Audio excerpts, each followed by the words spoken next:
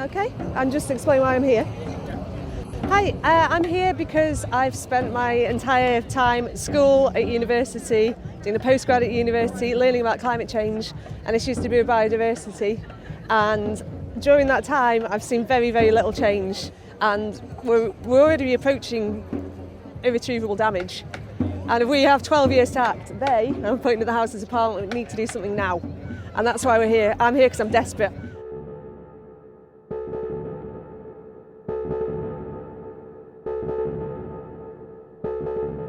So you get periods of glacial ice ages, you get interglacial periods where the climate warms up and it cools again. So what we should be seeing, if you look at the patterns, warming and cooling, we should be seeing a new ice age coming in based on the climate record.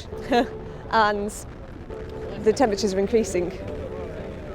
And our agricultural system's collapsing, people will starve. That's what we are, terrified about.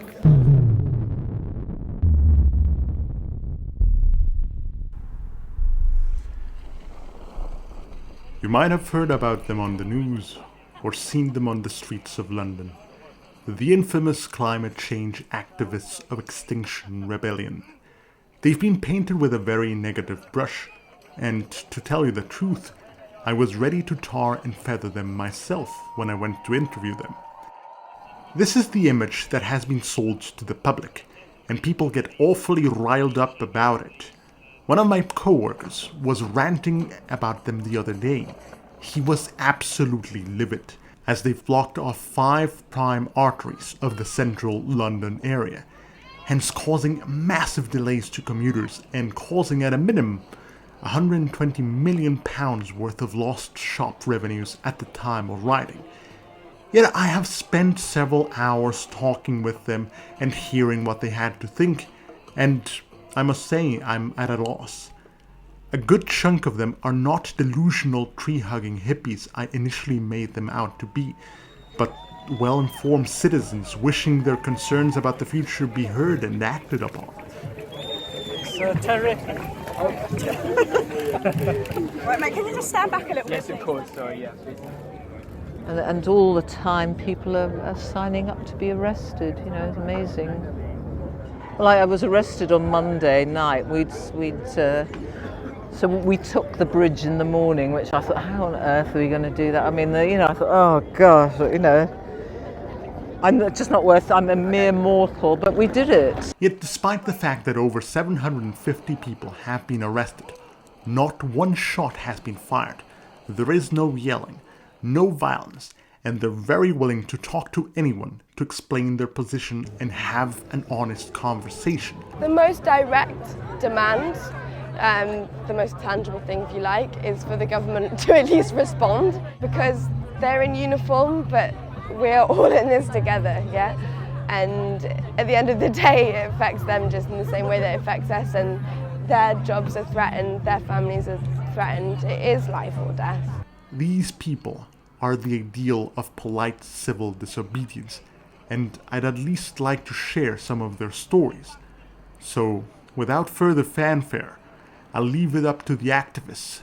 And if you're interested in any interview I show in its entirety, I'll leave a link to a playlist with the uncut footage in the description.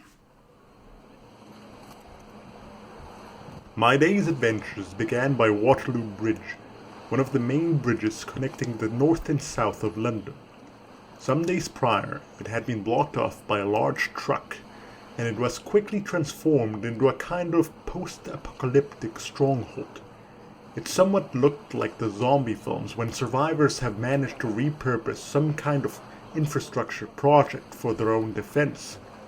Around the barricading truck, tents began appearing, some for sleeping, some for cooking, and dotted around the landscape was the odd graffiti with their somewhat ill-chosen fascist-looking logo, as well as random houseplants, trees, and crops. Sound of silence. There was some central planning involved, but the order of the day seemed to be voluntarism. People donated food, couches, plants, equipment, or they offered to play music, performed tricks for entertainment, gave speeches, cooked, or even made sandals. There was this almost magical feeling in the air, where everyone was pleasant and eager to help their fellow man just because they felt like it. Here, I think I experienced something similar to that sensation. At least it's the first time I've actively seen Brits smile and be sociable without being drunk. So there was definitely something otherworldly in the air.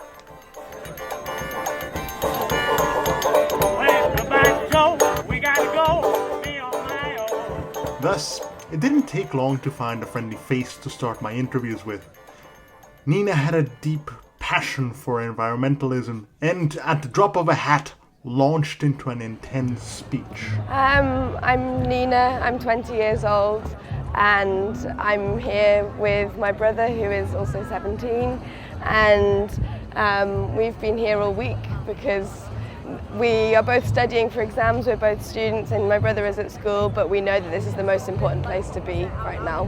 One of the demands of these occupations is for the government to recognise that we are in a climate crisis, but there's not a question of are we in a climate crisis or not. That's already a given. The fact that we have lost so much biodiversity, it's already a given. We need to look to the third demand, which is given the loss of biodiversity, given the crisis that we're in and the need to become climate neutral or carbon neutral in the next few years, we need a new political solution. So it's system change, not climate change. Yeah. My quest then took me to a boozy Frenchman who believed that the world's governments are too concerned with short-term profit instead of long-term living standards. So I would love to hear about yourself. It's right here. And if the government don't do anything for us, where we're living in the future, and if don't do anything now, there aren't a future. Sitting in a corner, reading a book, I stumbled upon a most knowledgeable activist, whom I was floored to learn was only 14 and was participating in these protests with direct permission of her parents. I think the most important thing is reducing fossil fuels, carbon emissions, because that is the thing that is making global warming such a big issue, because that's the thing that's melting the ice caps, making the sea level rise, making pollution, polluting our air, and they need to act on that as soon as possible. And like I said, on the demands of Extinction Rebellion, one of them is to make it a carbon neutral zone by 2025, I think it is. So I think they need to at least try, even if it is an unrealistic goal, they need to at least try and aim for that at the moment, because at the moment they're not doing anything like that. Mild issue when I read the manifesto, where I thought it was a little bit over-optimistic, zero emissions by 2025. Yeah, I did think that as well, but I think the reason they're doing that is because they need to kind of put a more unrealistic goal so that they can act more urgently, and so it's more open for compromise. Because if they were to maybe stretch it another 5 years, the government would probably add another 10 years onto that, and so forth. So I think if the sooner we set it, the sooner it will happen, even if it is unrealistic. As the day grew longer and the temperatures hotter, I sat by the sidewalk and began conversing with Beatrice, an older lady who got arrested the day before. So amazing the next day when I got out, I suppose the bridge is lost. I said, no, we've had this, that and the other, and there were so many people up there. It's amazing.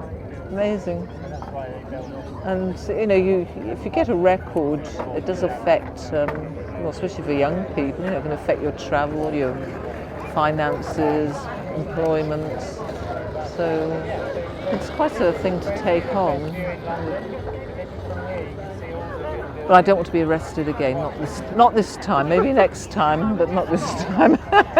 Her motivation is to honor the legacy of her deceased daughter, whom, among many other things, painted London underwater as a stark indictment of the dangers of climate change. And I joined, I went along to meetings of XR, as we call it, Extinction Rebellion, in Totnes and Devon. And it's a big group there. I mean, it's, probably 80 people go regularly. And And they were talking about getting arrested, and I thought, well, there's no way I want to get arrested or anything like that. But then Jan, this chap, he said, you know, it's up to us older people who've retired and so on to put ourselves up for that sort of thing. You know, we have nothing much to lose, but you know, we have the world to lose if we don't take action. And so I thought about it, didn't really make up my mind till I got here, and then thought, yes. By this point in the day, my camera batteries began to give out, and by the time I had recharged them, the shadows were long, and I decided I ought to at least see another station. So I went to Parliament, which was the closest one to the bridge. Everything was perfectly civil, and so I talked to two educators on the scene. The first one was a very friendly teacher, who was skeptical of me as he didn't really want to appear on the front page news. Though when I told him I was a simple YouTuber without even 100 subscribers, he was willing to give me a piece of his mind. I'm going to get out of the way. I am not interested in getting arrested. Okay? More questions? I'm just going to get out of the way. So I'm just here with my sign, which makes a serious message, which tries to capture for me an important conflict in my life, which is, well, why am I spending my time educating these young people potentially for a world in which their existences could be significantly unpleasant, I suppose. Finally, we come to a climate educator who was passionate about nature and, frankly, didn't much care about the city. I've travelled down from northern England. I live in the countryside, I love camping in the mountains in my tent, and I've come all the way from northern England to camp in my tent in a city that I don't particularly enjoy being in, because I feel so desperate that we've got to make a change. So I'm here to sit in front of a roadblock, to lie on the road peacefully, non-violently. We're civil to the police, we have a chat with them, we say thank you to them. They've got a hellish job to do, and we're just here to try and make a change, try and get the government to listen. So I assumed the role of student and began asking questions. The other thing we're here for is biodiversity loss, which is something people know less about. So we've lost, it's either 50 or 60% of species across the world in the last 60 years. And that's due to the way we live, it's due to pesticides, it's due to poisoning watercourses, it's due to so many things. There's an idea in ecology that if you think of species like the rivets that hold the plane together, so in terms of an ecosystem you've got all sorts of different things that play a different role. So some break down things to go back in the soil, some feed off pests, you know, everything feeds off something else, we're all connected. And the idea is if each of those species is a rivet in the wing, eventually that wing becomes unstable and the ecosystems become unstable. The wings fall off. So we're so worried about losing all these species, apart from the fact they have a right to life as well and they have a right to be here. But if those systems become unstable anyway and they're weakened, then you add climate change into that mix. It's a terrifying situation that we'll lose human life, but animal life, bird life, marine life, you know, it's a massive deal. By that point it had gotten dark and I decided to go back home. But I decided to take a final detour to the bridge to check out the atmosphere again. There was dancing, there was singing, there was food, and I bumped into some people I talked to over the day, and honestly, despite being an outside observer to this whole thing, I felt a sense of community and belonging. What motivated me to be here? Well, I've got a couple of kids, and I'm genuinely scared for the future. It's going to be very different for them, and I think if we act now, hopefully those changes can be minimised. But I'm here because it's going to be very difficult for everybody if we don't start doing something now.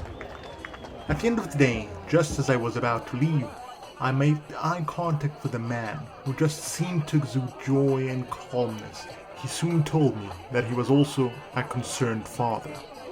And if this is a country with all the privileges that we have, the wealth and technology, if we don't try and change as fast as possible, then we can't really expect those who have very little and who are going to be worst hit by this to be carrying all of the burden. It's precisely because of people like this and the almost hypnotizing atmosphere that I see why people connect so deeply with the causes and the movement. Not only is saving the environment a laudable goal in and of itself, but there's a real sense of community. I never considered myself as part of the protest, but the thought did cross my mind of at least staying over at night and experiencing the situation. I ultimately didn't do it, and perhaps it's for the best that I didn't, because the next day, the police cracked down hard.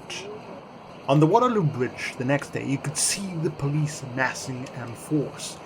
Dozens of vans fell to the brim, surrounded the bridge on either side. By the time I made it to Piccadilly, there wasn't even a trace that they had ever been there. The defenses had been breached, and one by one, the settlements were failing. On the way there, you could see the odd straggler looking confused and seeking refuge in one of the other remaining stations, but it had been a full-on frontal assault. Not wanting to lose more revenue, the government had cracked down in force all at the same time. However, it was Oxford Circus that still held out somewhat. Yes, it was swarmed by hundreds of policemen, keeping people at bay, but some of the more die-hard activists had managed to chain themselves to the landmarks, which forced the authorities to bring out the welding equipment. And one by one, the protesters were taken when the chains were broken. Every time it happened, though, the remaining activists would cheer the person being taken away as a hero, and they'd applaud and sing him praises.